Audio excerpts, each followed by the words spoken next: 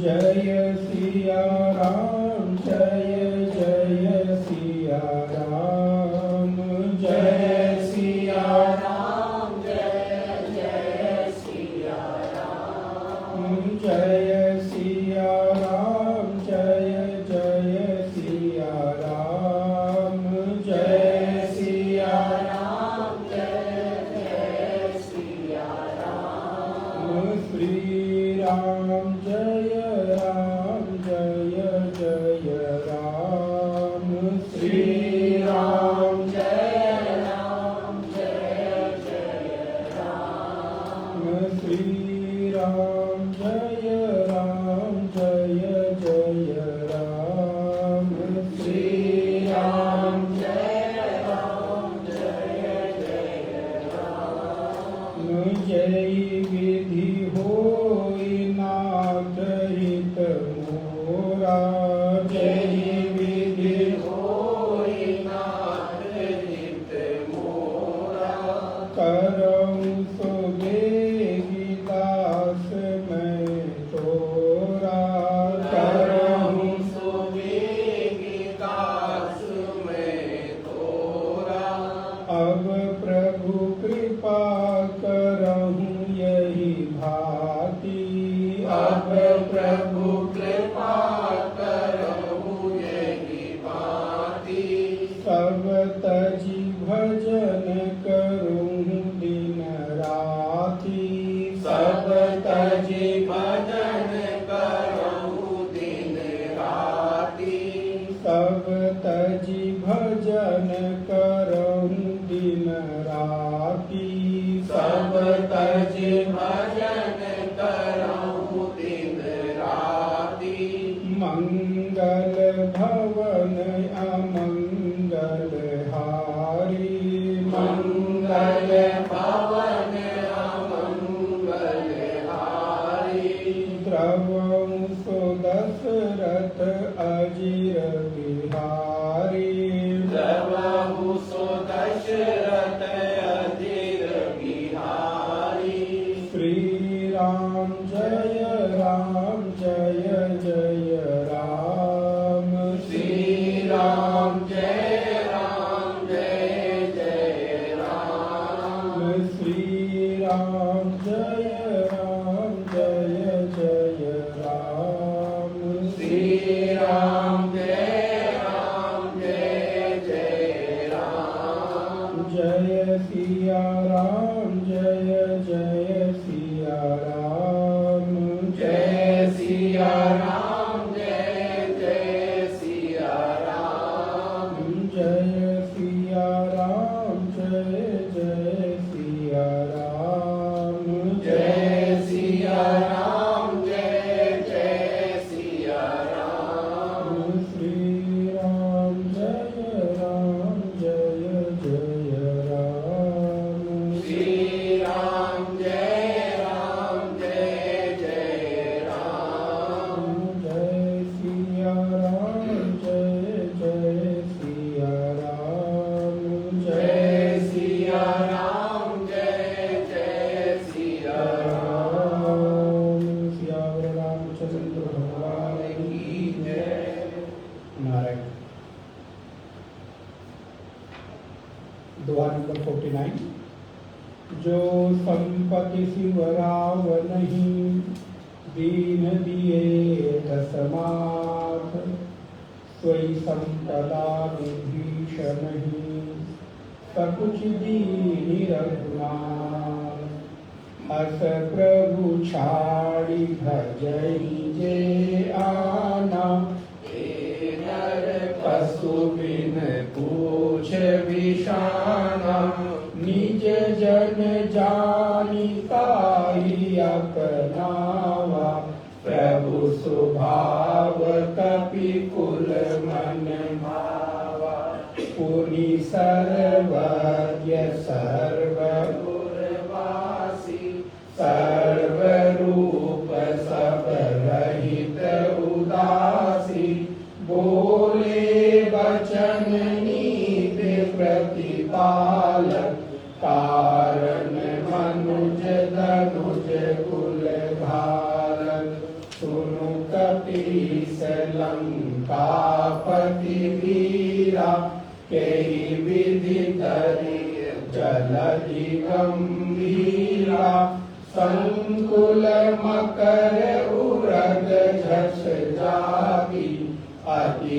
अगाध दुस्तर सब भागी, लंकेश सुनहु रघुनायक, कोटि सिंधु शोषक तव सायक, यद्यपि तदपि नीति यसि गाई, विनय करिय सागर सन जाई, प्रभु तुम्हार कुल गुर जलधि, कहीं उपाय विचार, बिनु प्रयास सागर तरिय, सकल भालु कपिधारी।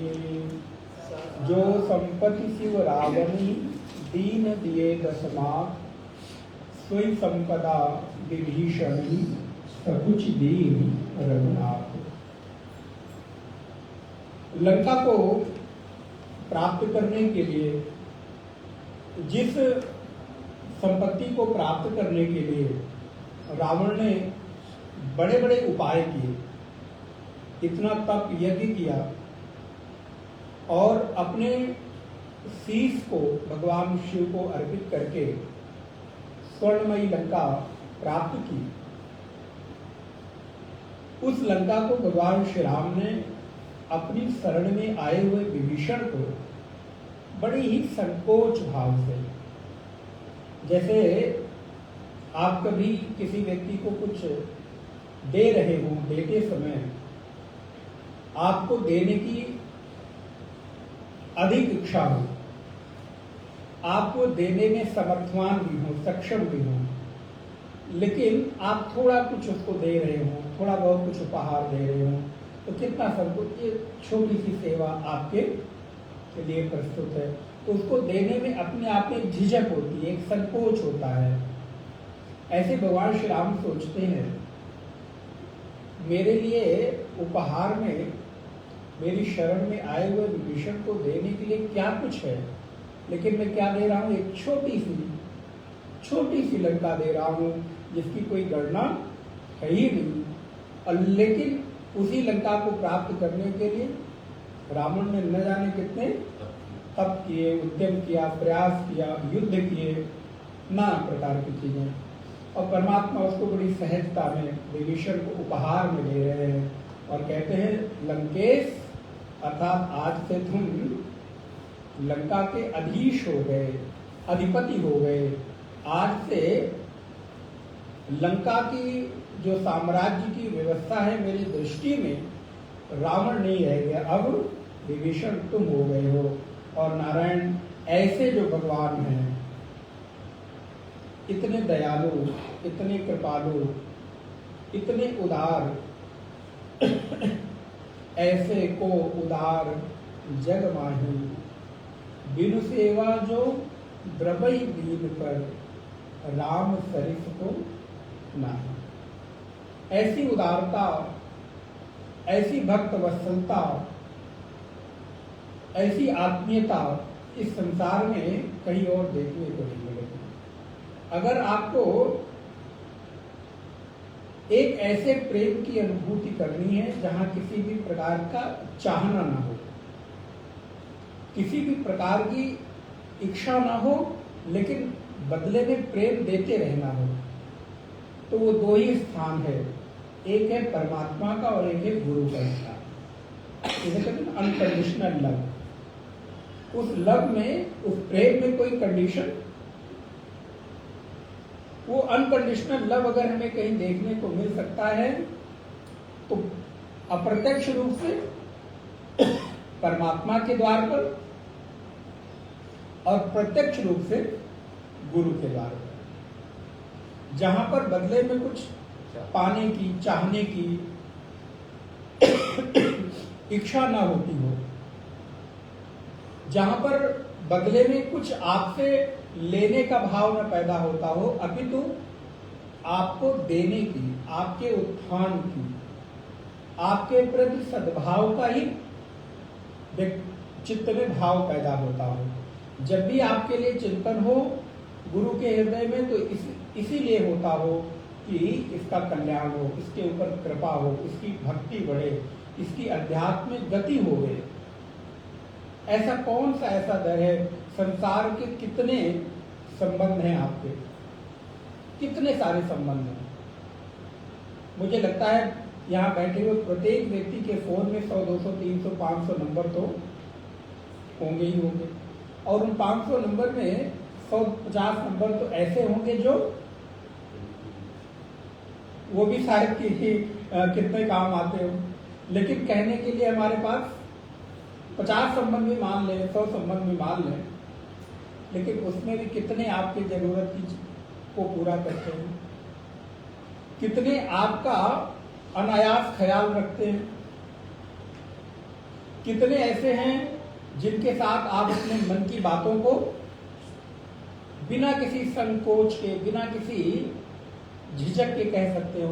मुझे लगता है मुश्किल से 2, 4, 5 होंगे तो होंगे, नहीं तो आप भले अपनी तरफ से कहते रहो, उनको सुनने में कोई इंटरेस्ट ऐसा भी है। हम अपनी तरफ से फोन कर करके कहते हैं, लेकिन उनको अगर आप देखें तो उनके बिहेवियर से, उनके एक्सप्रेशन से लगता नहीं कि उनको कोई जरूरत है। हम ही कहते चले जा रहे हैं।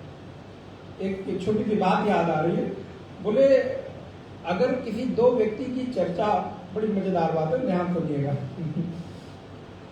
अगर आप इस संसार की रीति देखें तो कभी 2 व्यक्ति आपस में बात कर रहे हैं, हालांकि सुननी नहीं चाहिए, लेकिन फिर भी कभी आप दूर खड़े होकर थोड़ा तीसरा जो व्यक्ति है उन दोनों की बात सुने, तो नारायण वहां पर दोनों में सुनाने की त्वरा अधिक है, सुनने की त्वरा कम है।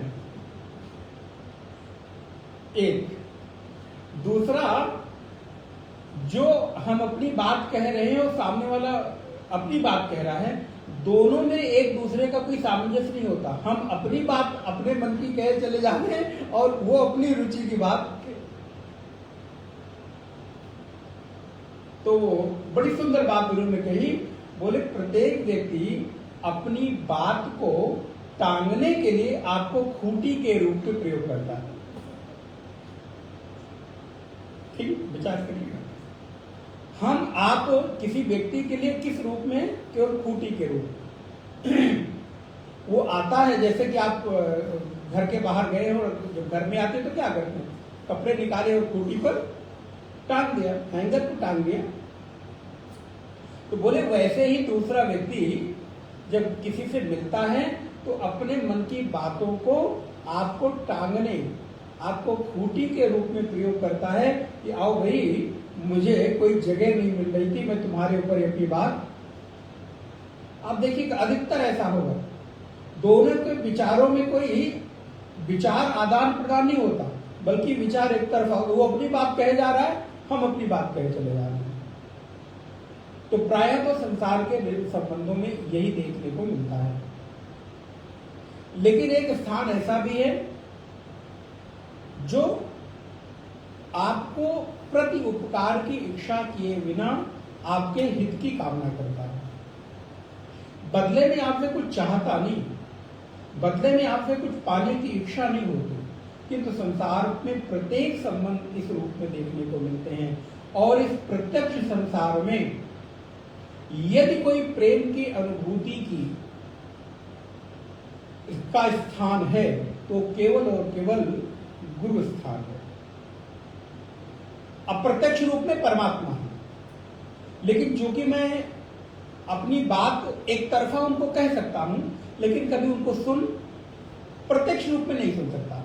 आत्मिक रूप से आपका संवाद होता हो, ठीक है, अच्छी बात है, लेकिन हम भी कह रहे हैं और सामने से भी हमको सुनने को मिले, तो ऐसा स्थान अगर संसार में इतने सारे संबंधों में खोजना हो तो हमारे और आपके बीच में रहते हुए एक ही स्थान अभी तक तो देखने को मिलता है, वो है अपने सदगुरु का स्थान, संत का, गुरु का, आचार्य का कोई भाव।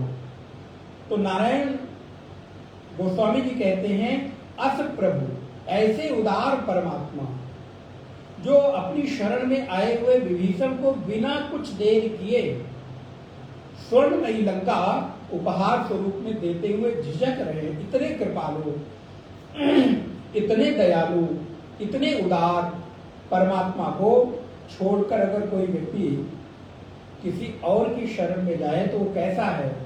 बोले ते नर पशु बिन पूछ दुशाना, बिना सींग और बिना पूछ के वो व्यक्ति पशु के सदृश है। लेकिन कई बार पशुओं में भी हित अनहित पहचानने की इच्छा होती है। गोस्वामी जी बहुत सुंदर पंक्ति मानस में लिखते हैं, हित अनहित पशु पक्षी जाने।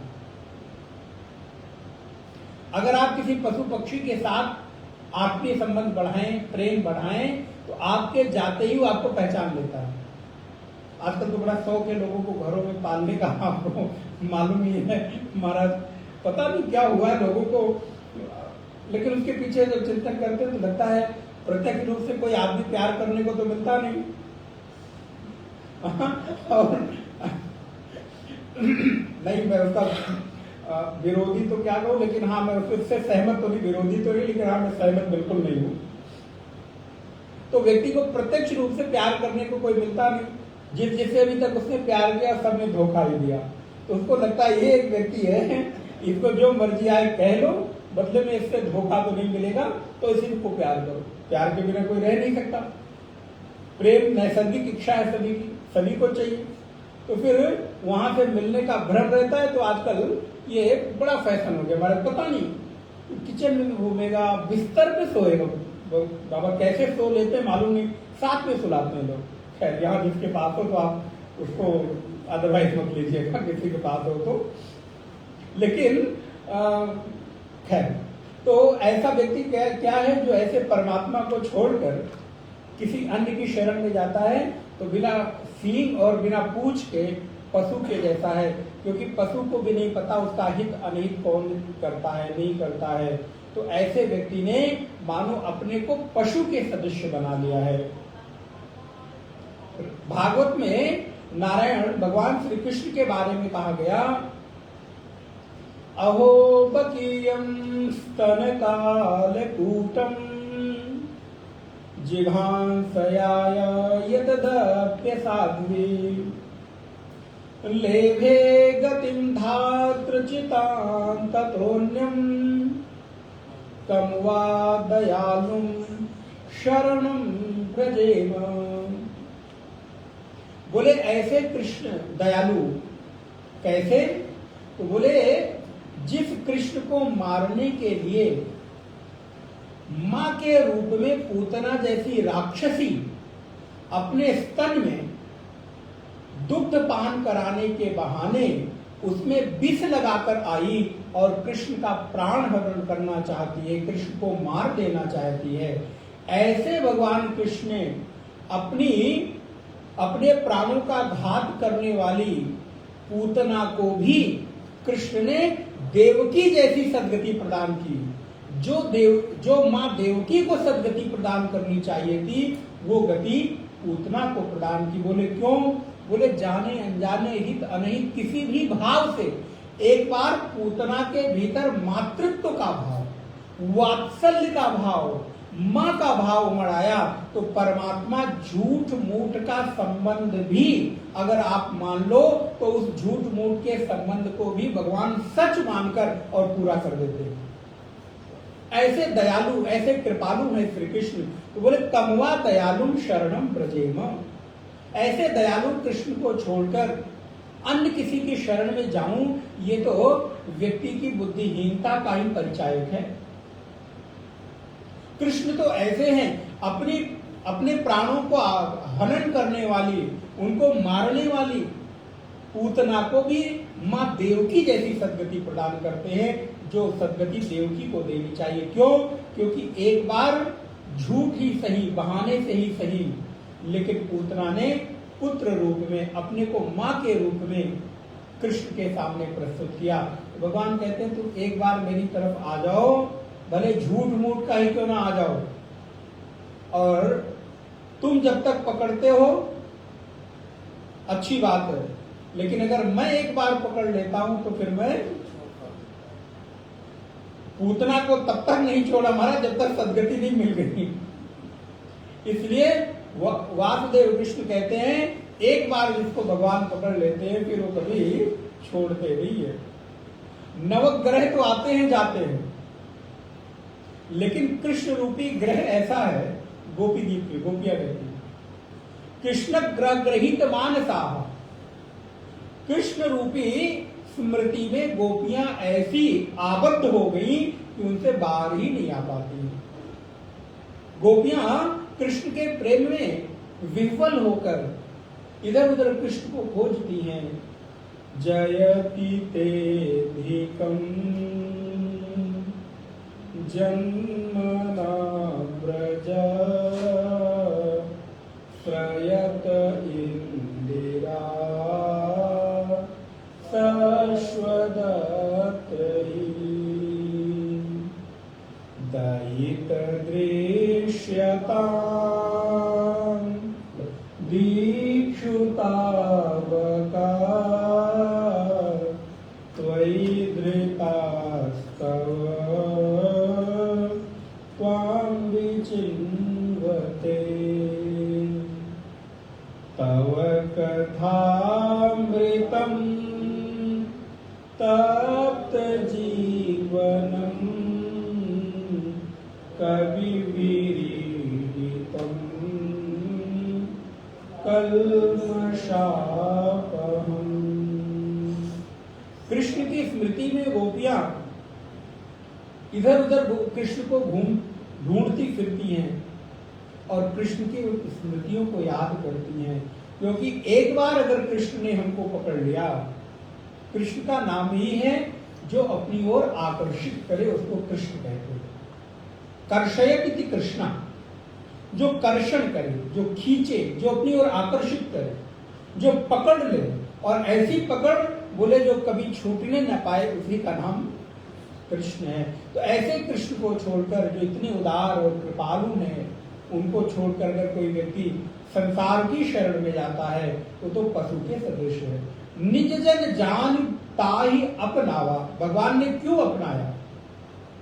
बोले निज जन, क्या बात, आप कहते हैं ना ये मेरे अपने हैं। जब किसी को आपको विशेष परिचय कराना होता तो आप क्या कहते हैं? ये मेरे बड़े खास, बड़े बेस्ट फ्रेंड हैं, बहुत प्रिय, बड़े आत्मीय हैं। तो ये कहते हुए आपको कितनी कोमलता का एहसास होता है हृदय में, विचार करिए। ऐसे ही विभीषण को प्रभु क्या कहते हैं? तुम मेरे अपने हो, निज हो। और अगर राम किसी को कहते हैं तुम मेरे निज हो, तो आप सोचिए उसका सद्भाग्य कैसा होगा। नारायण विभीषण को भगवान कहते हैं निज जन जान ताहि अपनावा, प्रभु स्वभाव कपि कुल मन भाव। भगवान का स्वभाव देखकर जितने भी वानर भालू हैं सभी का मन लुभा गया। और वो स्वामी कैसा, जो रोज रोज अपने स्वभाव से, अपने कर्तव्यों से, अपने व्यवहार से, अपने कर्तव्य से शिष्य के हृदय को रोज रोज चुरा न ले। वो कहते ना एक ही हृदय है, कितनी बार इसको लोगे?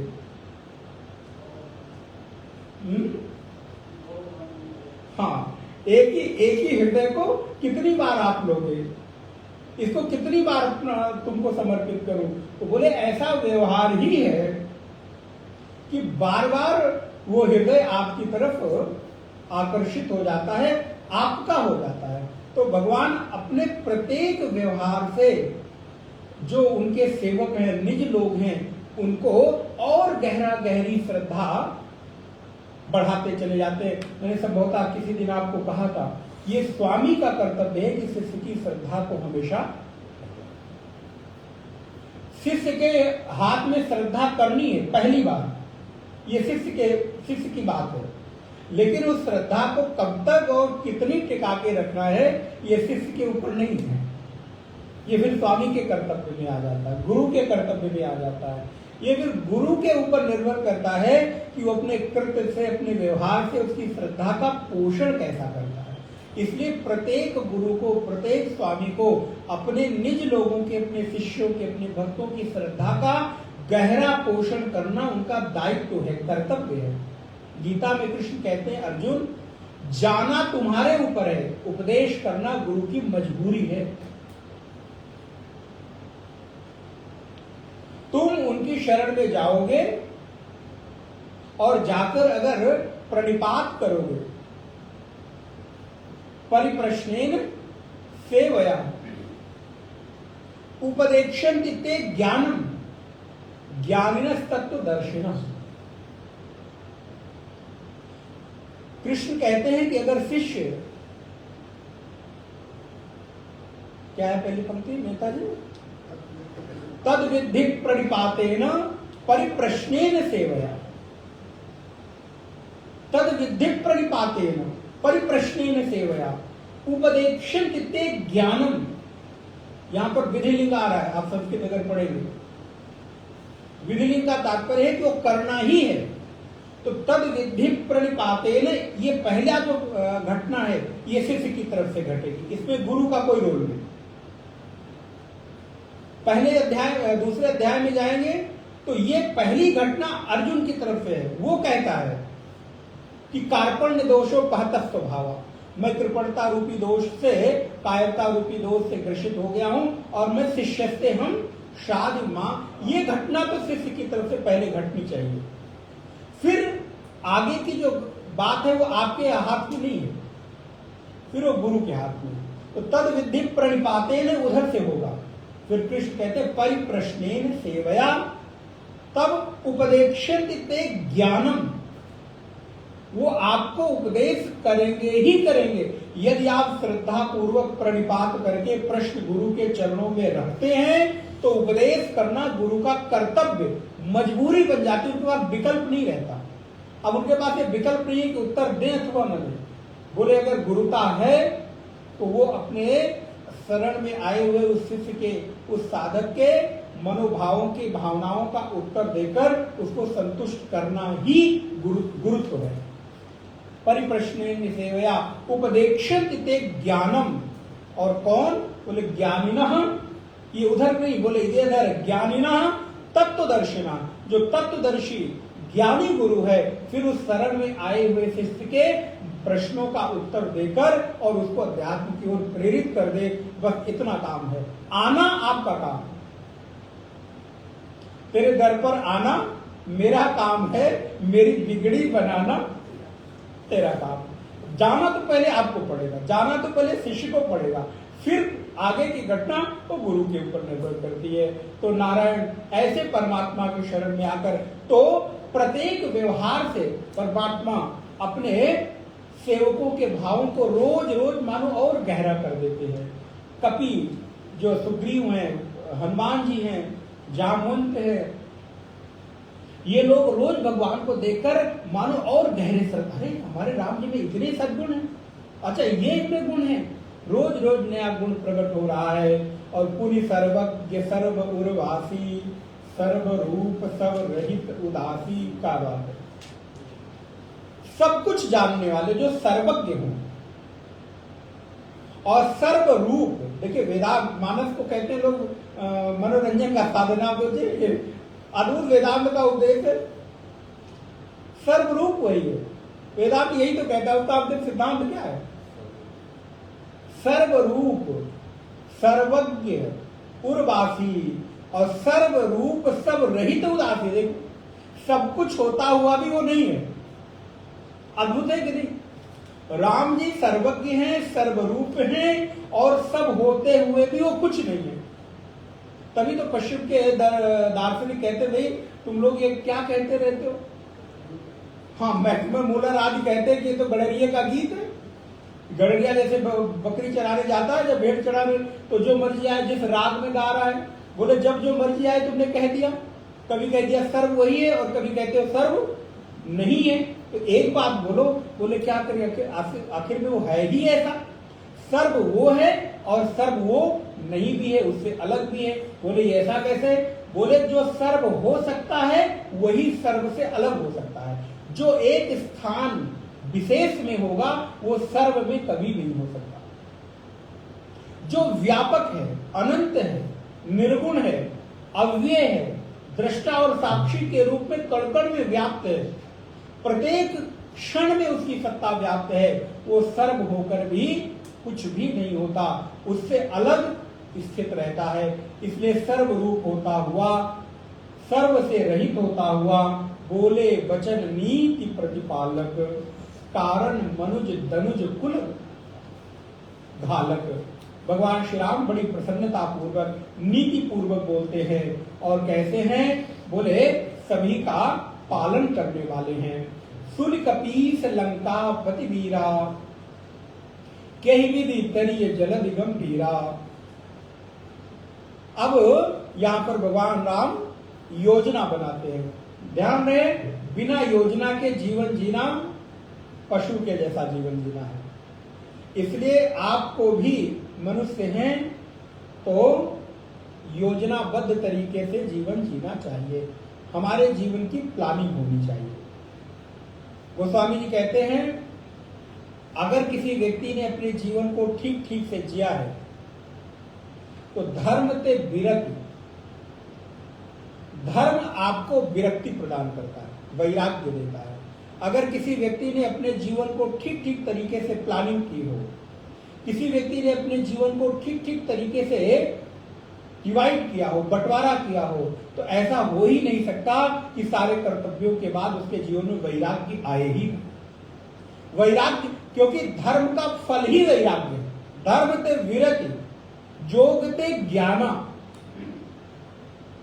वैराग्य तो आएगा, लेकिन अगर हमने अपने जीवन में कोई प्लान नहीं किया, अपने जीवन में हमारी कोई व्यवस्था नहीं है, तो आपका पूरा जीवन यूं ही हैरान परेशान होते बीत जाएगा और हाथ कुछ न लगेगा कि जीवन तो निरर्थक है, बेकार है। लेकिन एक बात ध्यान रखना मेरे भाई बहन, ये जीवन से बहुमूल्य कोई वस्तु आपके पास है ही नहीं।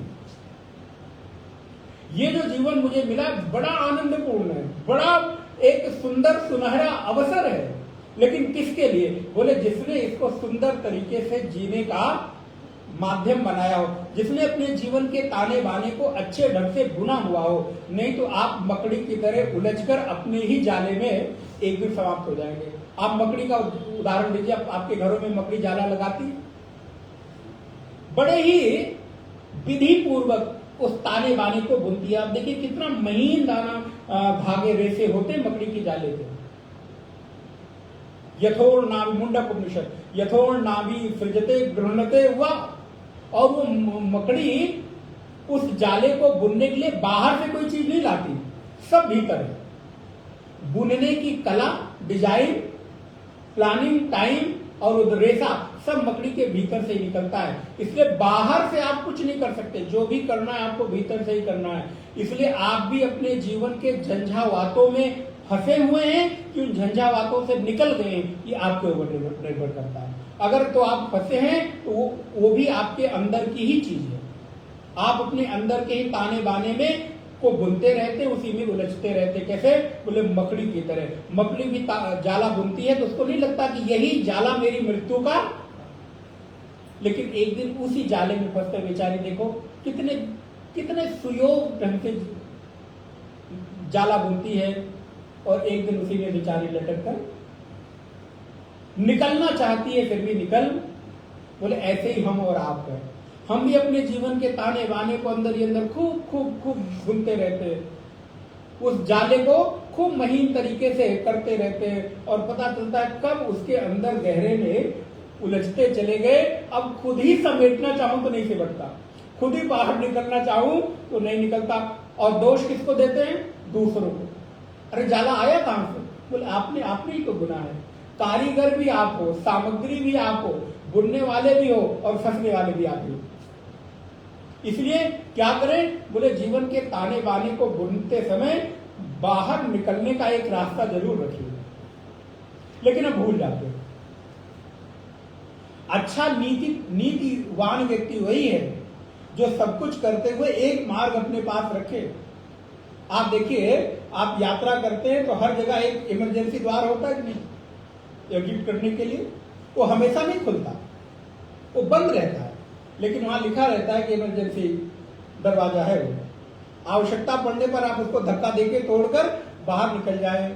तो ऐसे ही आपको भी अपने जीवन के ताने बाने में, इस जीवन के उड़ने की जहाज में, वहां तो दो चार होते हैं, लेकिन आप अपने उस ताने बाने में एक एग्जिट गेट रखिए, एक इमरजेंसी गेट रखिए, जब चाहें तब उससे बाहर निकलकर आप सुकून से रह सके। लेकिन हम वो द्वार, उस बुनने के चक्कर में वो बाहर निकलने का द्वार भूल जाते हैं। इसलिए परमात्मा कहते हैं, सुन कपीस लंका पत वीरा कैविद तरिये जलद गंभीरा। अब वो प्लानिंग मैं आपको निवेदन कर रहा था कि जीवन में प्लानिंग होनी चाहिए। जीवन में प्रत्येक चीज कब कैसे किस समय होना है इसको निश्चित करके रखिए। अगर ये निश्चित करके नहीं रखते हैं, इसका मतलब आप बुद्धिमान नहीं है, इसका मतलब आप जीवन के प्रति गंभीर नहीं है। और जीवन में यदि गंभीरता नहीं होगी तो ये अनमोल जीवन यूं ही व्यर्थ चला जाएगा।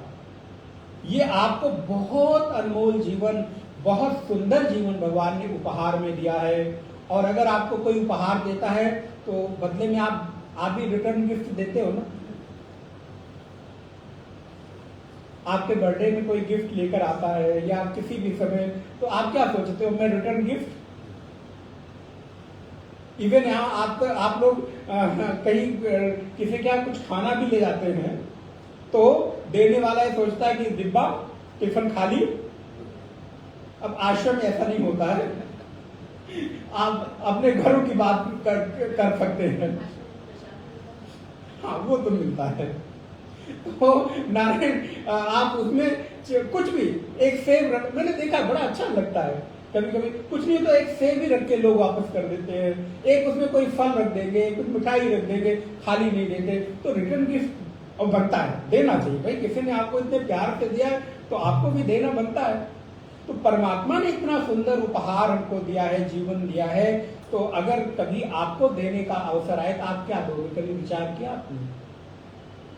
हमको भी तो रिटर्न गिफ्ट देना बनता है ना। तो रिटर्न गिफ्ट क्या, हम कोई वस्तु दे सकते हैं? बोले नहीं, जिस लिए उसने इतना सुंदर जीवन दिया है उस जीवन के प्रति गंभीरता, उस जीवन के प्रति अवेयरनेस, चेतना, जागृति ही परमात्मा को रिटर्न गिफ्ट है। तो ये उपहार देने की आपको भी सोचते रहना चाहिए, प्लानिंग करते रहना चाहिए। अच्छा, संसार में देने के लिए तो आप सोचते हैं क्या दें क्या दें, पिछली बार ये दिया था, फिर ये दिया था। आप देने के लिए कहीं 10-20 चीजें 50 चीजें होती, तो आप उसे कुछ कुछ देते लेते रहते। गिफ्ट देना पड़े, हमारा सबसे बड़ा टेंशन आज के समय ये क्या दें। लेकिन भगवान को देने के लिए रिटर्न गिफ्ट एक ही बहुत सुंदर है, कुछ सोचना नहीं, और वो है भजन, वो है साधना, वो है जप, वो है तप, वो है ध्यान, स्वाध्याय, सत्संग। इससे आपको कुछ सोचने की जरूरत ही नहीं। इसलिए भगवान कहते हैं कि जीवन की प्लानिंग। अब युद्ध कैसे जीते, देखिए भगवान खुद पूछ रहे हैं, जो सर्वज्ञ है, देखिए सर्वज्ञ है, सब कुछ जानते हैं, लेकिन बुलाया, वानरों को बुलाया, विभीषण को बुलाया और योजना बनाने के लिए मीटिंग करते हैं। इसलिए बड़े काम के लिए सबसे पहले मीटिंग, बैठक की बहुत आवश्यकता होती है। बहुत सारी बैठकें करनी पड़ती है महाराज, बिना बैठकों के कुछ होता नहीं है। तो भगवान ने भी बैठक की है, मीटिंग बुलाई है। और संकुल मकर उरग झत जाती, अति अगाध दुस्तर सब भाती। ये जो सागर है, समुद्र है, नाना प्रकार के इसमें मगर हैं, सर्प हैं, मछलियां हैं, इनसे भरा हुआ है। इनको पार कैसे पाया जाए, अत्यंत कठिन है। कह लंकेश, देखिए अब विभीषण अभी तक संबोधन क्या करते रहे, विभीषण, लेकिन अब यहाँ पर लंकेश बार बार, कह लंकेश। अब लंकेश का अर्थ यहाँ पर विभीषण है, ना कि रावण। कह लंकेश सुनो रघुनायक, कोटि सिंधु शोषक तव सायक। यद्यपि तदप नीत कसिगाई, विनय करिए सागर सन जाई। यदि भगवान श्री राम आप सर्व समर्थवान हैं, आपने एक बाण अपनी प्रत्यंचा पर चढ़ाई और आदेश दे दिया, समुद्र तो यूं सूख जाएगा, आपको पार जाने के लिए कुछ करना नहीं पड़ेगा। लेकिन नीति ऐसा नहीं कहती है, आप चल के उसके सामने विनय करिए। यद्यपि तदप नीत यशगाई, विनय करिए सागर सन जाई सागर के किनारे चलते हैं और उनसे प्रार्थना करते हैं। मेरे भाई, जीवन में प्रत्येक परिस्थितियों का समाधान है प्रार्थना। आपको जीवन में कोई द्वार न सूझ रहा हो, कोई रास्ता न सूझ रहा हो, कुछ मार्ग न दिख रहा हो, तो आर्त भाव से भगवान को जहां हो, जैसे हो, जिस अवस्था में हो, मंदिर में है कि नहीं कोई फर्क नहीं पड़ता, सामने कोई मूर्ति चित्र है कि नहीं कोई फर्क नहीं पड़ता, क्योंकि सर्वज्ञ परमात्मा आपके हृदय में है। और जो परमात्मा, ध्यान रखिएगा, बहुत बहुत आवश्यक है, जो परमात्मा सच्चित आनंद रूप आपके हृदय में नहीं है, वो फिर कहीं नहीं। उसको कितना भी मंदिर में ढूंढ लो, कितना भी तीर्थ में ढूंढ लो, वो नहीं मिलेगा। अगर वो आपके हृदय में नहीं है तो कहीं नहीं।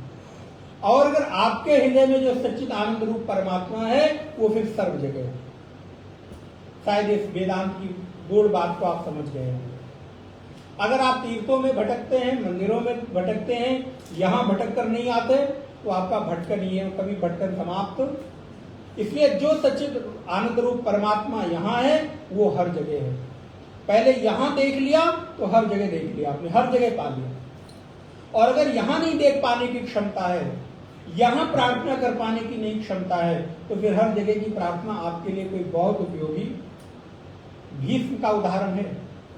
मृत्यु की सैया पर पड़े हुए पितामह भीष्म, उनकी अंतिम इच्छा है कि सामने कृष्ण हो तब मैं प्राण का त्याग करूं। कृष्ण आते हैं, आते ही भीष्म ने आंखें बंद कर ली। किसी ने पूछा, इतने समय से तुम कृष्ण के आने की प्रतीक्षा कर रहे थे, और जब कृष्ण सामने आए, मृत्यु का समय है, तो तुम आंखें मूंद लिए हो, दर्शन करो, देखो। भीष्म कहते नहीं नहीं, ये जो सामने छलिया कृष्ण खड़ा है ना, नटखट कृष्ण खड़ा है, जरा इसे और अपने अंदर वाले कृष्ण के साथ मिला रहा हूं, दोनों एक है कि नहीं है। अगर यहां वाला ये नहीं है तो ये नकली होगा। पकड़ में आई बात?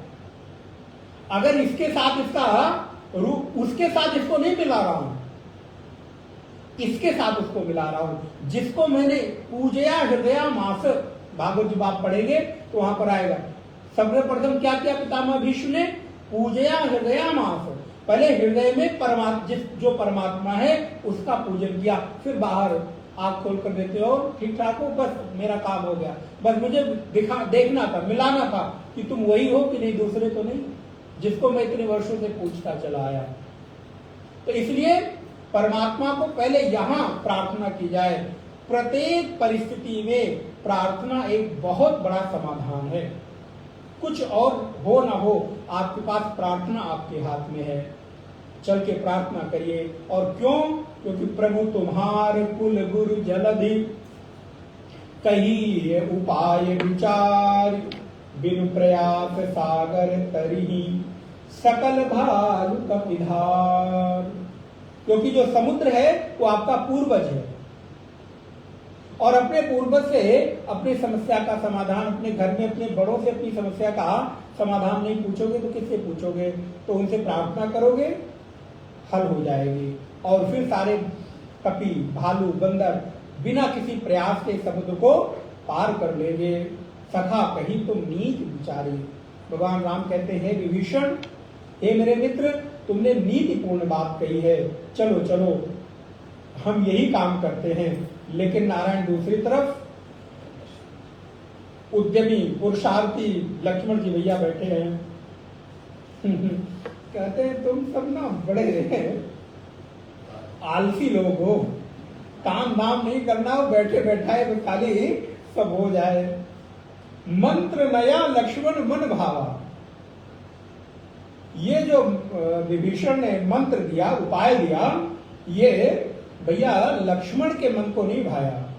राम बचन सुन अति दुख पावा, मंत्र नया लक्ष्मण मन भावा।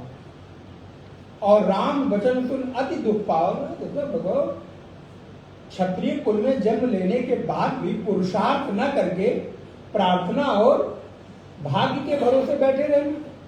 अब ये समुद्र नहीं सुनेगा, इतने दिनों तक नहीं सूखेगा तो क्या करोगे? हाथ जोड़े खड़े रहोगे। इसलिए समर्थवान व्यक्ति को छल बल के साथ अपना काम बनाने की कोशिश करनी चाहिए। नीति किसी भी तरह से कार्य होना चाहिए। तो लक्ष्मण जी कहते नहीं ये तो मेरे, अब यही होता है देखो, बैठकों में एक सहमति से कोई प्रस्ताव पारित नहीं होता।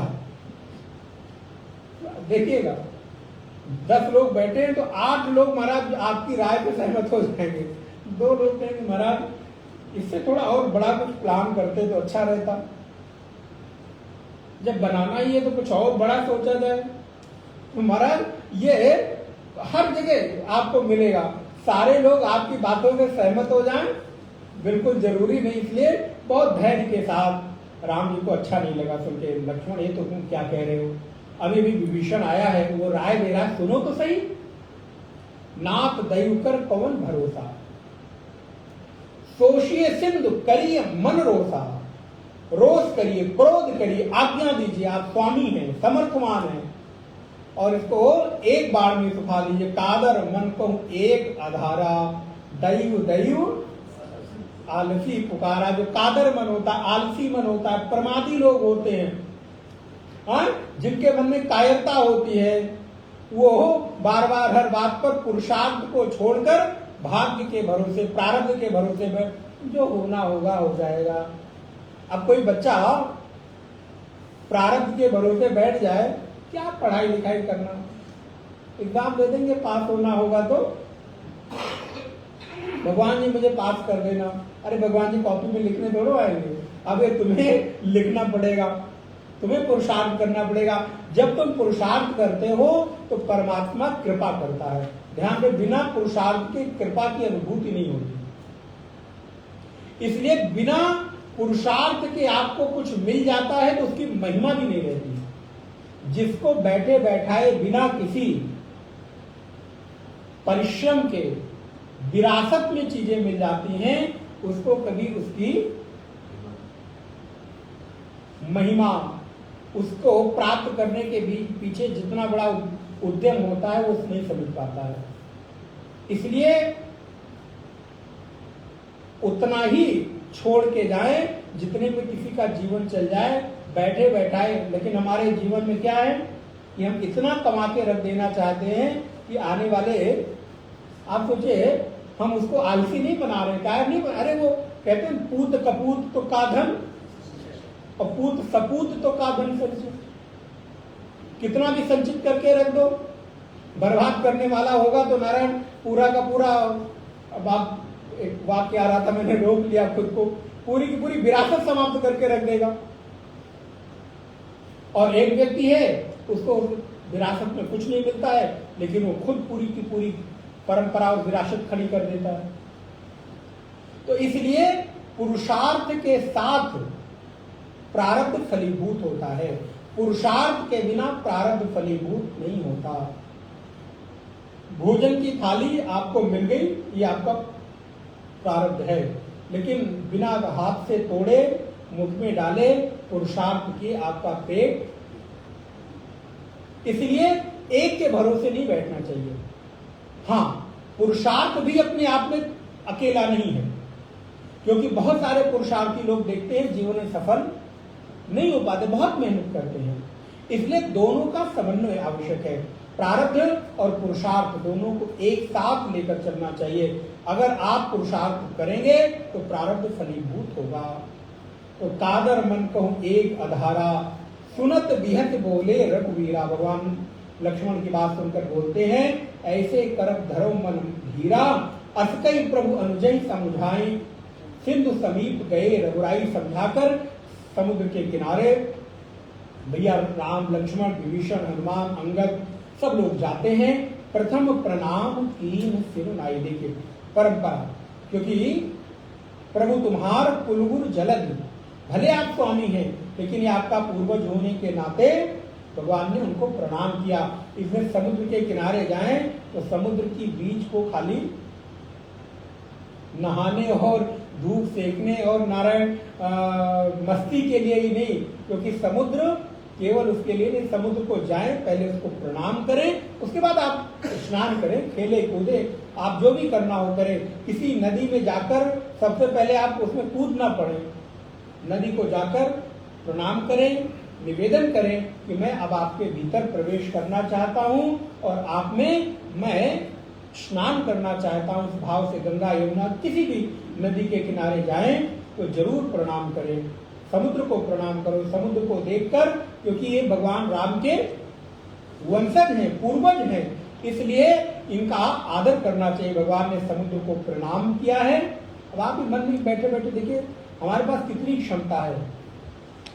आप नहीं बैठे बैठे समुद्र को जाके प्रणाम करके तुरंत लौट भी आ सकते, मुझे पता भी नहीं चलेगा, एक क्षण नहीं लगेगा, इतनी सामर्थ्य आपके भीतर। जहां जो समुद्र जो बीच आपको पसंद हो वहां जाइए और झट कर प्रणाम करिए और आ जाइए। सत्संग का यही तो लाभ है।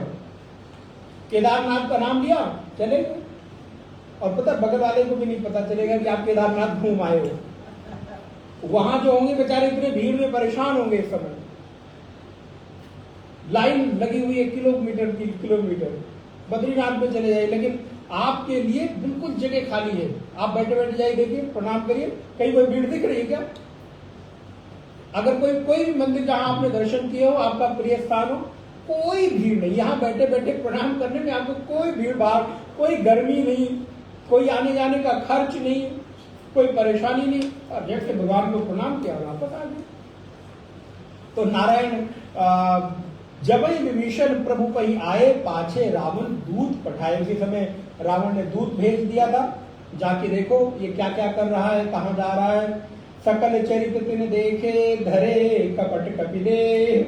उन राक्षसों ने कपट देह धारण करके प्रभु गुण हृदय सराही शरणागत परने। उन राक्षसों ने कपट शरीर, वानर शरीर धारण कर लिया और सारी एक्टिविटीज देख रहे, सारी क्रियाकलाप। तो वो वानर के रूप में जो राक्षस थे वो भी भगवान राम की शरणागत वत्सलता को देखकर मंत्रमुग्ध हो गए। बताओ, विभीषण जिसकी शरण में गया वो इतने उदार हैं, अपने शत्रु के भाई को भी इतने प्रेम से गले लगाकर उसको इतना आदर दे रहे हैं, अपने बराबर बैठा रहे हैं। वाह वाह, मालिक हो तो नौकरों के दूसरों के मालिक बड़े अच्छे लगते हैं। महाराज कई ड्राइवर गाड़ी लेके ड्राइवरों को जाइए तो आपस में तुम्हारे मालिक बड़े अच्छे हैं, हाँ तुम्हारे अच्छे हैं, तो अपने मालिक किसी को नहीं अच्छे लगते। ऐसे इन राक्षसों को भी रावण उसके मालिक को नहीं अच्छे लग रहे, और राम जी तो अच्छे लगने ही वाले, तो बड़े अच्छे हैं राम जी। प्रकट बखाने राम स्वभाव, अति सप्रेम का बिसर दुराऊ। रिपुके दूत कपिन तब जाने, सकल बांध कपीस भाई आने। बानरों ने पहचान लिया, भाई देखो कपटपूर्ण कितना भी वेश धारण करो तो पहचान तो आई जाती है। ओरिजिनल और के बनावटी में पता तो चली जाता है। अब ओरिजिनल बानर देखते ही हमारे बीच में कौन इधर से उधर कपड़े पहनकर आ गया। इसलिए संबंधों में हमेशा कपटपूर्ण कोई आवरण नहीं होना चाहिए। चेहरे के ऊपर आवरण डालकर अगर आप संबंध ले जाओगे तो एक ना एक दिन आपका आवरण उतरेगा और आप पहचाने जाओगे। कुछ गुरु जी को ऐसे कहते हैं, बोले जिस संबंध में मेकअप होगा उसका ब्रेकअप जरूर होगा। प्रायः हम लोग अपने संबंधों को मेकअप के साथ प्रेजेंट करते हैं, खूब लिपाई पुताई कर लेते हैं महाराज। इसीलिए खूब लिपाई पुताई केंद्र खुलते जा रहे हैं, घर घर में, गली गली में। बड़े बड़े तो होते हैं कहीं बाहर, लेकिन हर घर में एक कमरे में लिपाई पुताई केंद्र अलग से हमारी माताओं का होता है, जहां पे वो एक जगह बनाई जाती है। तो क्या होता है, बोले वहां पर कुछ कुछ लिखते हैं, पूछते, बोले खाली ऊपर का आवरण, बोले नहीं, वो लिपाई पुताई में धीरे धीरे मन भी वैसा ही लिखता चला जाता है। इसलिए संबंध में कभी मेकअप आवरण रहित रहे। अगर मेकअप वाला संबंध होगा तो ब्रेकअप तो सुनिश्चित है। इसलिए अगर ब्रेकअप से बचना है तो मेकअप उतार के लोगों के साथ आना चाहिए। बानरों ने पहचान लिया, भाई तुम कहां से आ गए, हमें लगता दांत वात काटा होगा, मारा होगा, तुम यहाँ कहां से आ गए, कौन हो? बांध कर ले आए। कहा सुग्रीव सुनो सब बानर, अंग भंग करी पठो निश्चर। इसका अंग भंग करके भेज दो। सुन सुग्रीव बचन कपिधाए, बांध कटक चौपास फिराए। उनको बांध कर दौड़ा रहे हैं, चारों तरफ घुमा रहे हैं। अब बंदरों को भी खिलौना मिल गया होगा हमारा, इसलिए देखिए बंदर काट के भागते हैं, तुरंत रुकते नहीं है। और वृंदावन के बंदर तो बड़े चालाक हो गए महाराज। वो पहले चने खाने के बाद चश्मा दे देते थे, अब फ्रूटी पी कर देते हैं। तो जो बंदर भी स्मार्ट हो गए। अब और महाराज बड़ी मजे की बात है, चश्मा तब देते जब उनके एक हाथ में फ्रूटी आ जाती है। फ्रूटी आ जाएगी, उनको टेस्ट वेस्ट कर लेंगे, तब आपका चश्मा धीरे से। तो बंदर स्मार्ट हो गए। तो ना भाई हम लोग हुए वो हो जाए तो क्या बात है। अब चना खाना पुराने, अब बोले चने नहीं पसंद है हम लोगों को। अब चना बना कौन खाता, दाल को कट कट करे है, इतनी मेहनत क्यों करना। अब आप लोग जैसे मेहनत से घबराते बंदर भी खाने में मेहनत नहीं होनी चाहिए।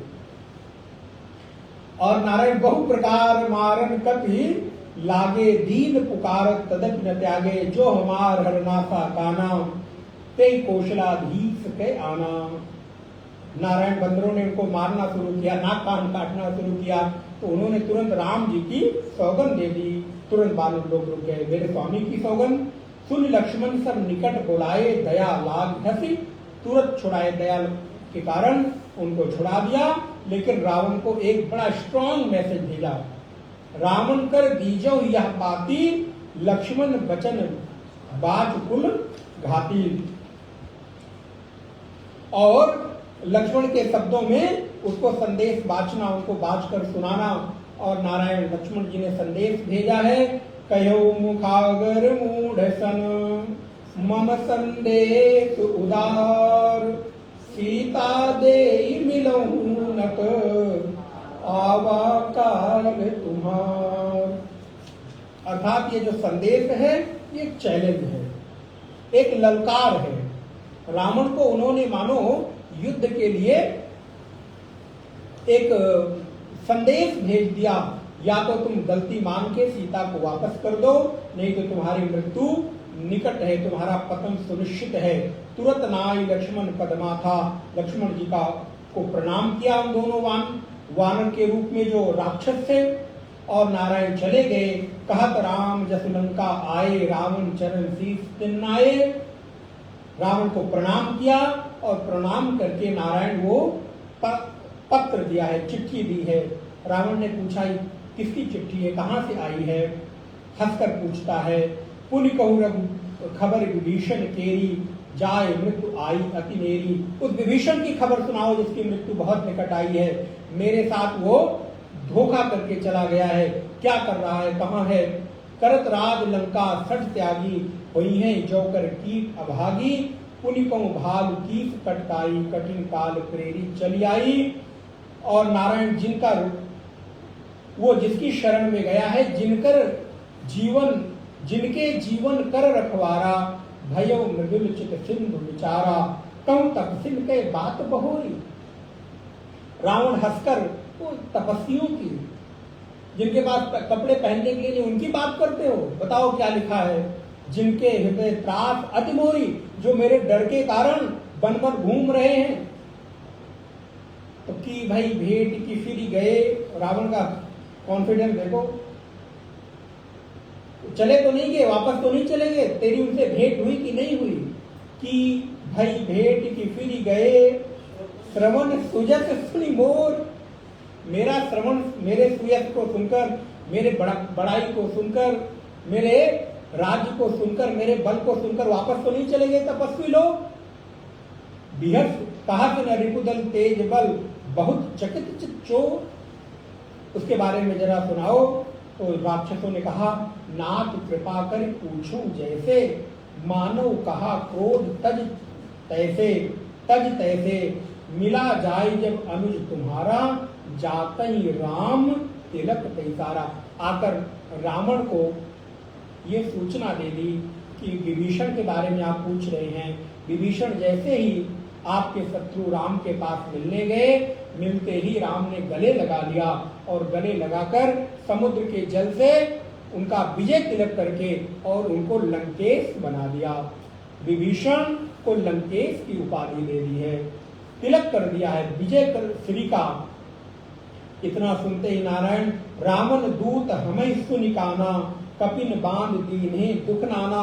और जैसे उन लोगों को पता चला कि हम आपके दूत हैं, उन लोगों ने हमको पकड़ लिया और श्रवण नासिका काटे लागे। मेरी श्रवण और नासिका, क्योंकि ये तो परंपरा शुरू किसने की थी? रावण ने शुरू की थी, है ना। रावण के पास जब रावण की जो बहन थी, तो नारायण भगवान राम ने इस बात को पहले से ही कर दिया था प्रारंभ। तो पहले उसने सुना था कि ये लोग नाक कान पहले काटते हैं, पहले राम जी ने काटा था। अब जब स्वामी ने ही परंपरा ये शुरू की है, तो जो बानर भालू थे उन्होंने भी उसी परंपरा का पालन किया। तो जो परंपरा आप डाल देंगे, तो इधर अभी तक रावण की बहन का नाक कान भगवान ने काटा था, इधर बानरों ने उनके दूतों का बोले श्रवण नासिका काटे लागे। और जब मैंने राम जी की दुहाई दी, राम जी का शपथ दिया, तुरंत उन लोगों ने छोड़ दिया। अपने स्वामी के प्रति इतना प्रेम है उन वानरों का। पूछो नाथ राम कटकाई, रावण से कहते दूत कि आपने पूछा है कि रावण की सेना, राम की सेना में कौन कौन लोग हैं? बदन कोटि सत बरन न जाई, इतनी बड़ी वानरी सेना है कि उसका वर्णन। किसी ने पूछा महाराज इतने वानर कहां से आ गए, गिना नहीं जा सकता। बोले बताओ वानरों की कभी गिनती हो सकती है? 10 को इधर बैठा के जब तक गिनती करोगे, उछल कूद के फिर वो उधर बैठ जाएंगे, तो वानरों को गिन कौन सकता है? 1000 होंगे तो लाख दिखाई देंगे, क्योंकि कोई उधर कूद के जाएगा, कोई उधर कूद के जाएगा, तो उनकी गिनती कैसे? तो इसलिए गोस्वामी जी ने कहा हम भी गिनती नहीं कर सकते। कितने हैं? बोले 100 करोड़। बाप रे, देखो, बदन कोटि सत कोटि, इसको उल्टा कर दीजिए, 7 कोटि, 100 करोड़ वानर हैं। और नारायण वो तो 100 करोड़ों से जो है उनका वर्णन नहीं हो सकता। नाना बरन भाल कपिधारी, विकटानन विशाल भयकारी, इसलिए उनका वर्णन नहीं हो सकता, उनकी संख्या, उनकी गिनती नहीं हो सकती। और सब एक से एक मजबूत हैं। और जो एक आया था ना, याद है? दूतों ने याद दिलाया बाबा, रावण को याद है? रावण का सिर नीचे हो गया। बोले वो उन सारे वानरों की सेना में सबसे कमजोर वाला था जो यहाँ आया था। सोचो महाराज, जिसने आकर पूरे लंका को तहस नहस करके और पूरा लंका उजाड़ के चला गया। जयपुर दह्यो, तुरंत कह दिया, देखिए, जयपुर दह्यो हत्यो सुत तोरा, सारी घटना याद दिला दी। और ये भी होता है, शत्रु को कमजोर करना हो तो उसकी कमी को उसके सामने रख दो, हतोत्साहित हो जाएगा, बलहीन हो जाएगा। रावण अभी तक उत्साहित था, लेकिन जैसे ही सारी घटना याद दिलाई, तुरंत संकुचित हो गया होगा। जिसने मेरे पुत्र को मारा, लंका जलाई, अशोक वाटिका उजाड़ दी, हमारी जितनी राक्षसियां थी उनके गर्भ स्रवित हो गए। ऐसे लोग तो नारायण जयपुर दह्यो हत्यो सुत तोरा, सकल कपिन मह तेई बल थोरा। वो नारायण सब में थोड़ा वाला बल, थोड़े बल वाला था। जिसने आकर इतना बड़ा काम कर दिया, लंका जला दी, आपके पुत्र को मार दिया, वाटिका उजाड़ दी, वो उस सब सेना में सबसे कमजोर वाला वानर था। अब आप कल्पना कर लीजिए उनके पास कितना बल है। अमित नाम भट कठिन कराला, अमित नाग बल विपुल विशाला। कौन कौन है? बोले द्विविद मयंद नील नल, ये सब भगवान राम की वानरी सेना के सेनापतियों के नाम हैं। ये सब सेनापति हैं और इनके अंदर बहुत करोड़ों करोड़ों करोड़ों वानर हैं। द्विविद मयंद नील नल अंगद गद विकटास, दधिमुख केहर निसट सठ जामवंत बलरास। ये सब उनके बड़े बड़े योद्धा लोग हैं जो वानरी सेना के सेनाधिपति हैं, सेना नायक हैं। ये कभी सब सुग्रीव समाना, इन सम कोटिन गणई कुनाना। और ये सब बल में सुग्रीव के समान है। अब सुग्रीव की भी घटना याद करिएगा। सुग्रीव का भाई बाली, और बाली रावण को 6 माह तक दबा कर रखा था।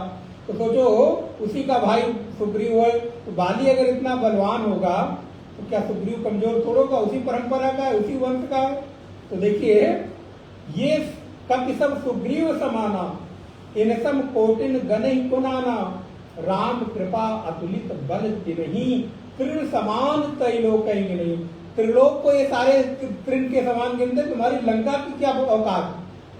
रावण को थोड़ा ये क्या हो गया भाई, हमारे ही दूत। असमय सुना श्रवण 10 कंधर, पदुम 18 जूथप बंदर, नाक नाक कटक मासो कपिनाही, जो न तुम्हें जीते। रावण ऐसा कोई वानर नहीं है जो अकेले तुमको न जीत ले। सारे योद्धा अपने आप में इतने बलशाली हैं। परम क्रोध मीजई सब हाथा, और इतना ही नहीं, सारे बंदर हाथ मल रहे हैं। हाँ, ताल ताल ठोक रहे हैं, रावण कब मेरे सामने आए और कब मरा इनको। और ऐसा नहीं करेंगे, बोले सारे बानर कोई दांत काट के जाएगा, कोई पूंछ पार के जाएगा, कोई बाल खींच के जाएगा, तो तुमको तो सारे लोग ताल ठोक के तैयार बैठे हैं। रावण महाराज परम क्रोध मीजई सब हाथा, आये तुपन दे रघुनाथा। बस ये लोग रुके किस लिए हैं? बोले भगवान राम अभी आज्ञा नहीं दे रहे, अगर उनकी आज्ञा हो जाए तभी तक उछल कूद के तो वो पहुंच जाते महाराज। तो सिंधु सहित जस वाला, ये दूध भी महाराज बड़ा बढ़िया मजेदार वाला है। पूछा रावण ने इतना, और बता रहा है वो इतना, कह रहा इतना ही नहीं,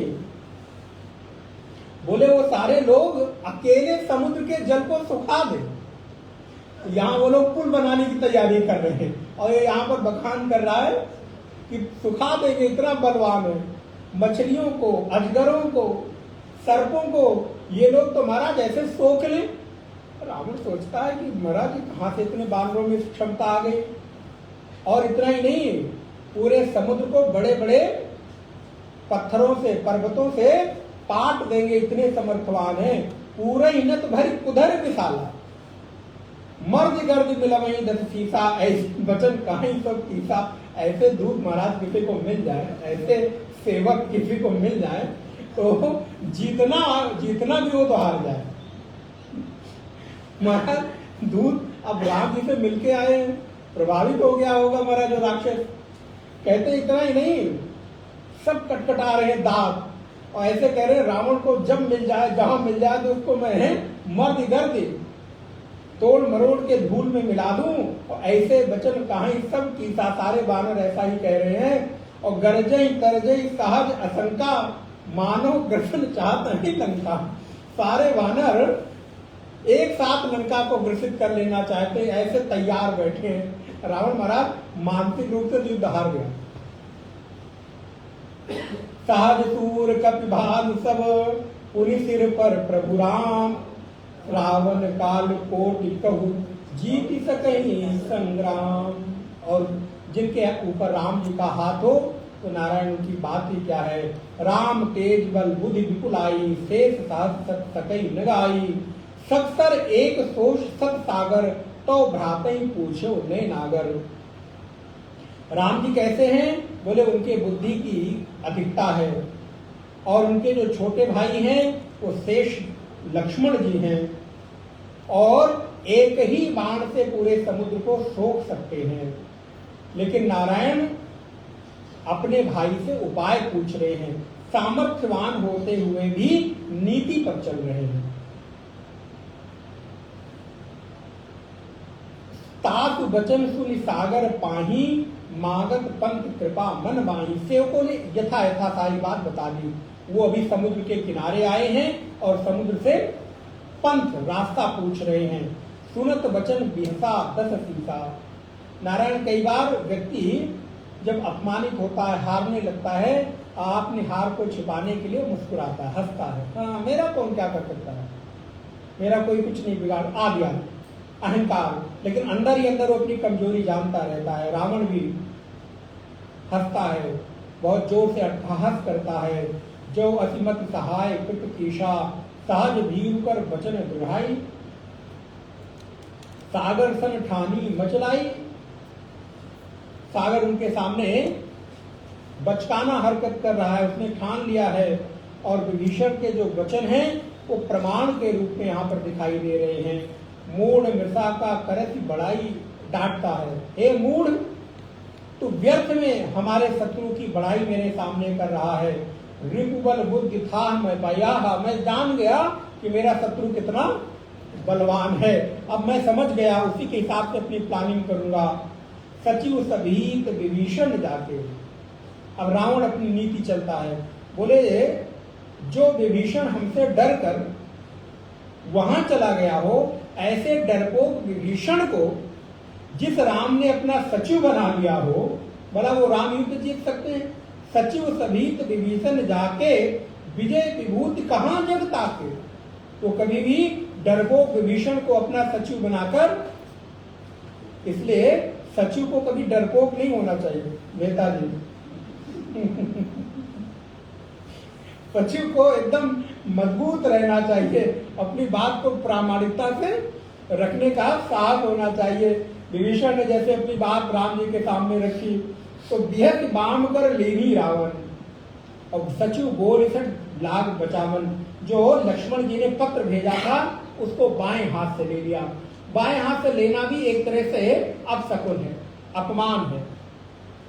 इसलिए कभी कोई हमको कोई उपहार दे रहा हो या किसी तरह की चीज हमको भेंट कर रहा हो तो प्रयास करके दोनों हाथ से पकड़े अथवा दाहिने से पकड़े। प्रयास करें कि बाएं हाथ से, अगर बाएं हाथ से पकड़ना भी पड़े तो मानसिक रूप से दाहिने हाथ का स्पर्श तो कर ही लेना चाहिए, नहीं तो अपमानजनक होता है। रावण ने भी मानो पत्र अपमान मिलाओ, देखते हैं बाएं हाथ से पकड़ा। बिहसी बाम कर लीनी रावण, सचिव संग सचिव बोल सठ लाग बचावन। और जिसका पत्र हो उसी को पढ़ना चाहिए। कई बार बहुत सारी चीजें कॉन्फिडेंशियल होती हैं उसमें, तो इसलिए पत्र सचिव को कह के बोलकर पढ़ाने लगा। बातन मनई रिझाई सठ जनिघाल कुलखीर। एक एक पंक्ति में जीवन का सूत्र है, कितना विस्तार किया जाए। हर पंक्ति में जीवन का सूत्र है। आप देखिए ये पंक्ति कितनी हमारे लिए महत्वपूर्ण है। कभी किसी के पर्सनल संदेश को, पर्सनल मैसेजेस को हमको अगर जरूरत ना हो तो ओपन नहीं करना चाहिए। पत्र को उसी व्यक्ति को पढ़ना चाहिए जिसके लिए भेजा गया है। बातन मने रिझाई सठ जनिघाल कुलखी, राम विरोध न उबरसी शरण विष्णु अजीस। पत्रिका में लिखा था कि अरे मूर्ख, बातन मने रिझाए, बातों से खाली रीझ कर अपने कुल को समाप्त मत कर, नष्ट भ्रष्ट न कर। और राम विरोध न उबरसी, तू राम का विरोध करके कभी उबर नहीं सकता, आगे नहीं बढ़ सकता। शरण विष्णु अज ईश, अगर तू अब ब्रह्मा विष्णु महेश के भी शरण में चला जाए तो भी तेरी रक्षा, या तो अभी भी तेरे पास अवसर है कि तजमान अनुज युव प्रभुपद पंकज भृंग, या तो अभिमान का त्याग करके अपने अनुज की तरह अर्थात विभीषण की तरह तू भी हमारे स्वामी राम की शरण को ग्रहण कर ले। होई कि राम सरानल खल कुल सहित पतंग, उनके शरणागति को स्वीकार कर ले, तू बच जाएगा। नहीं तो राम जी की वाण रूपी अग्नि में जलकर भस्म हो जाएगा। श्री लक्ष्मण भैया ने यह संदेश भेजा है। ये संदेश को जब रावण ने सुना तो कहते सुनत सभय मन मुख मुस्काई, कहत दसानन सबई सुनाई, भूमि पराकर गहत आकाशा, लगता पस कर बाग विलासा। और नारायण पत्रिका को सुनते ही रावण मन में भयभीत हो गया, डर गया। पहली बार सुनत सभय मन मुख मुस्काई, मन में तो डर गया लेकिन बनावटी हंसी हंसते हुए मुस्कुराकर नारायण मन ही मन लोगों को, मंत्रियों को सुनाकर कहने लगा, भूमि पर, जैसे कोई भूमि पर पड़ा हुआ व्यक्ति आकाश को पकड़ने की बात करता हो, ऐसे ही बात कह रहा है, लेकिन ये अंदर समझ रहा है, डर गया है। भूमि पर आकर गहत आकाशा, लग तापस कर बाग विलासा। वैसे ही जैसा कोई छोटा तपस्वी बाग विलास करता हो, माने बड़ी बड़ी बातें करता हो। छोटा तपस्वी माने लक्ष्मण है तो छोटा, बातें बड़ी बड़ी कर रहा है। वो ऐसा ही है जैसे भूमि में पड़े पड़े पूरे आकाश को हाथ से पकड़ लेना चाहता हो। तो मैं तो आकाश हूं और वो छोटा सा है, मुझको डरा रहा है, ऐसा नहीं। लेकिन अंदर तो वो समझ ही गया है। कहा सुख नाथ सत्य सब बानी, समुझो उछाड़ी प्रकृति अभिमानी। जो दूत है, देखो दूत ने भी कहा, हे नाथ एक निवेदन करना चाहता हूं, बोलो क्या बात है। दूत कहता है प्रभु अभी भी अपने अभिमान का त्याग कर दो और राम जी की शरण ग्रहण कर लो। उससे क्या होगा? बोले आप अभिमान का त्याग कर देंगे तो जैसी पत्र में बात लिखी है अगर वैसा कर लेते हैं तो मुझे लगता है राम जी आपको अपनाकर और आपको भी गले से लगा लेंगे, क्योंकि वो किसी को अपना विरोधी नहीं मानते हैं। बैर त्याग दीजिए। क्यों? क्योंकि राम जी कहते हैं, बोले अति कोमल रघुवीर स्वभाव, अति कोमल रघुवीर स्वभाव, यद्यपि अखिल लोक करेरा, मिलत कृपा तुम पर प्रभु करी, उर अपराध न एकहु धरनी, अति कोमल रघुवीर स्वभाव, यद्यपि अखिल जनक सुता रघुनाथ ही दीजे, इतना कहा मोर प्रभु कीजे, जब ते ही कहा देन देहि, चरण प्रहार कीन सकते, नाई चरण चला सुता, कृपा सिंधु रघुनायक जहाँ, करी प्रणाम निज कथा सुनाई, राम कृपा आपन गति पाई, ऋषि अगस्त्य की साप भवानी, राक्षस भयउ रहा मुनि ज्ञानी, बंदी राम पद बारही बारा, मुनि निज आश्रम कहूँ पगुधारा, विनय न मानत जलधि जड़, गए 3 दिन बीती, बोले राम सकोक तब, भय बिनु होई न प्रीति। ये जो दोनों रावण के दूत थे, ये अगस्त ऋषि के श्राप के कारण राक्षस हो गए थे। उन दोनों ने कहा आप अपने अभिमान का त्याग करके भगवान की शरण ग्रहण कर लीजिए, आप पर वो कृपा करेंगे।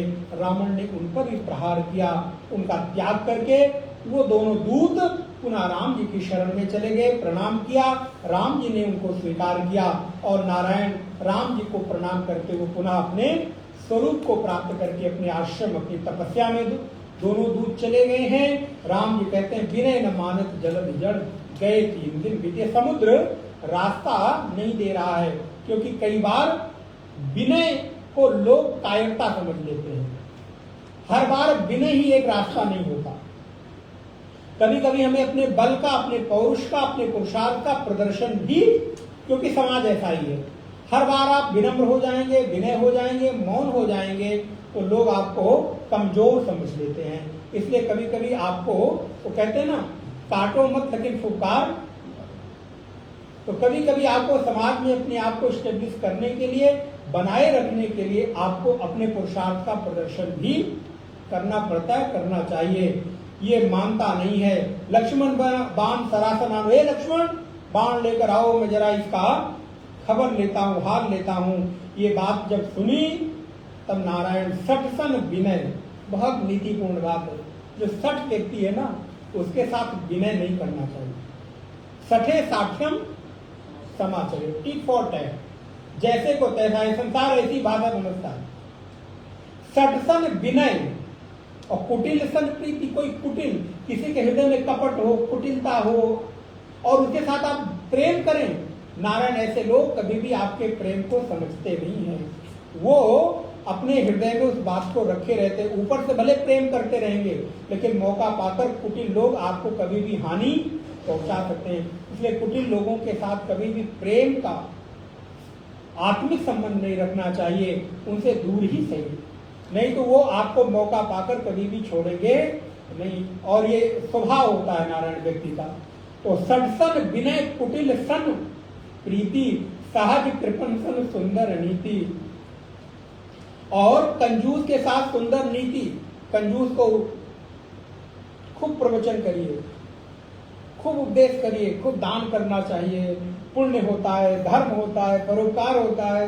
तो नारायण को लगता है इनकी दृष्टि मेरे धन पर है, वो गलत उसको लेता है। आप उसको उपदेश कर रहे हैं धन के लिए, धर्म के लिए, परोपकार के लिए, पुण्य के लिए, लेकिन उसको लगता है इस सबकी जो नजर है ना मेरे धन पर लगी हुई है। अरे भले आदमी, तुम्हारे लिए वो बात कही जा रही, तुम्हारे धन के लिए नहीं कही जा रही है। इसलिए कंजूस को उदारता की बात करना कई बार बेईमानी हो जाती है। अब समय नहीं है, मैं कहानी आपको सुनाता, कभी सुनाया होगा। एक सेठ जी महाराज, 2 लाइन में सुना देता हूँ। एक सेठ जी महाराज कथा सुनने गए तो महात्मा जी ने बड़ा सुंदर प्रवचन दिया कि खूब दान करना चाहिए, खूब धर्म करना चाहिए, खूब परोपकार करना चाहिए, इससे आने वाले समय में हमको खूब अनंत गुना फल मिलता है। और अक्षय तृतीया पर तो दान करने से और भी अक्षय पुण्य मिलता है महाराज। तो सेठ जी ने सुना, महाराज बात तो बड़ी, कल हम भी दान कर ही डालेंगे।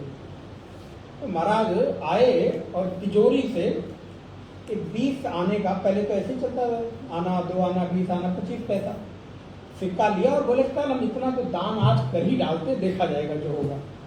और महाराज मुट्ठी में बड़े गिरे को मजबूत बना के 25 पैसे का 10 पैसे का सिक्का लिया और 3 घंटे बैठकर कथा सुनी और हाथ को जोर से दबाकर पकड़े, मुट्ठी बंद करके कहीं गिर न जाए, छूट न जाए। और जब लास्ट में आरती होने लगी तो बोले आज हम भी दान कर ही देंगे, सब लोग करते हैं। तो जब आरती लेने का समय आया तो आरती में लोग कुछ दान पैसा डाल के लेते हैं। तो उन्होंने जब मुट्ठी खोली तो देखा हाथ इतनी घंटे से 3 घंटे से बंद, तो पसीना पसीना हाथ हो गया था, पसीज गया था। तो अरे राम राम, ये सिक्का रो रहा है, ये मेरे पास से बताओ, ये सिक्का भी मेरे पास से नहीं जाना चाहता। नहीं नहीं कोई बात नहीं, मैं तुमको जाने नहीं दूंगा अपने पास से। और नारायण वापस जेब में। ये रोते हुए सिक्कों को मैं अपने से दूर कैसे कर सकता हूँ। तो नारायण, कुछ लोग ऐसे भी होते हैं। तो कोई कंजूस के साथ उदारता का उपदेश बेईमानी हो जाती है। ममता आरक्षण ज्ञान कहानी, कोई आसक्ति में डूबा हो, ममता में डूबा हो, उसके साथ वैराग्य की बातें बेकार होती हैं। अति लोभी सन विरति कहानी, लोभी व्यक्ति को वैराग्य की कहानी। क्रोधी सम कामी हरि कथा, किसी क्रोधी व्यक्ति को और किसी कामी व्यक्ति को हरि की कथा सुनाओ तो उसको समझ नहीं आता, उसे तो प्रपंच और संसार की बातें समझ में आती है। वो कैसा है, बोले ऊसर बीज बे फल। जैसे किसी ऊसर जमीन में, ऊसर होता है ना बंजर जमीन, वहां कितना भी कीमती बीज बो दो वो उगता नहीं है, ऐसा भी उसका हृदय होता है। अस्कय रघुपति चाप चढ़ावा, ऐसा कर कर राम जी ने जैसे ही धनुष पर बाण चढ़ाया है, समुद्र आया है, प्रणाम किया है और हाथ में खूब कनक थार भरकर लेकर आया है। प्रभु आपने ही तो नियम बनाया है, हम अब नियम का उल्लंघन कैसे कर देते।